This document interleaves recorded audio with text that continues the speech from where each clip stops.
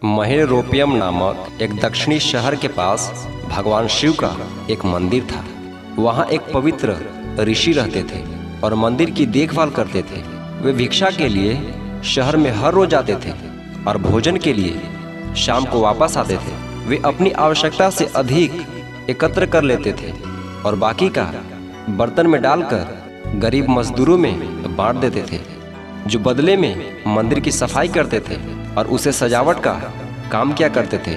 उसी आश्रम में एक चूहा भी अपने बिल में रहता था और हर रोज कटोरे में से कुछ न कुछ भोजन चुरा लेता था। जब साधु को एहसास हुआ कि एक चूहा भोजन चोरी करता है, तो उन्होंने इसे रोकने के लिए सभी तरह की कोशिशें की। उन्होंने कटोरे को काफ़ी ऊंचाई पर रखा ताकि चूहा वहां तक पहुंच न सके, और यहाँ तक कि एक छड़ी के साथ चूहे को मार भगाने की भी कोशिश की, लेकिन चूहा किसी भी तरह कटोरे तक पहुंचने का रास्ता ढूंढ लेता और कुछ भोजन चुरा लेता था।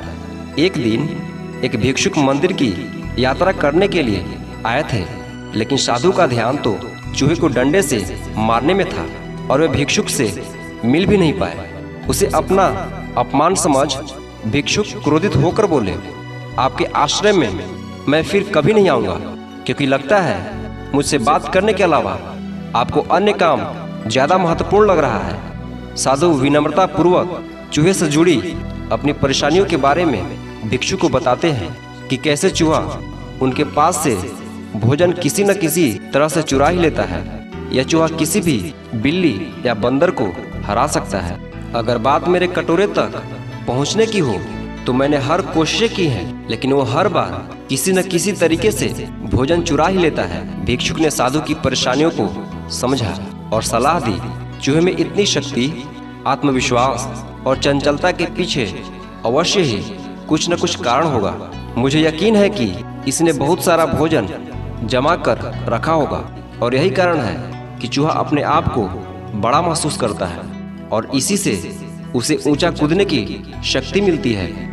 चूहा जानता है कि उसके पास कुछ खोने के लिए नहीं है, इसलिए वो डरता नहीं है। इस प्रकार साधु और भिक्षुक निष्कर्ष निकालते हैं कि अगर वे चूहे के बिल तक पहुंचने में सफल होते हैं तो वे चूहे के भोजन के भंडार तक पहुंचने में सक्षम हो जाएंगे। उन्होंने फैसला किया कि अगली सुबह वो चूहे का पीछा करेंगे और उसके बिल तक पहुंच जाएंगे। अगली सुबह वो चूहे का पीछा करते हैं और उसके बिल के प्रवेश द्वार तक पहुंच जाते हैं। जब वो खुदाई शुरू करते हैं तो देखते हैं कि चूहे ने अनाज का एक विशाल भंडार बना रखा है।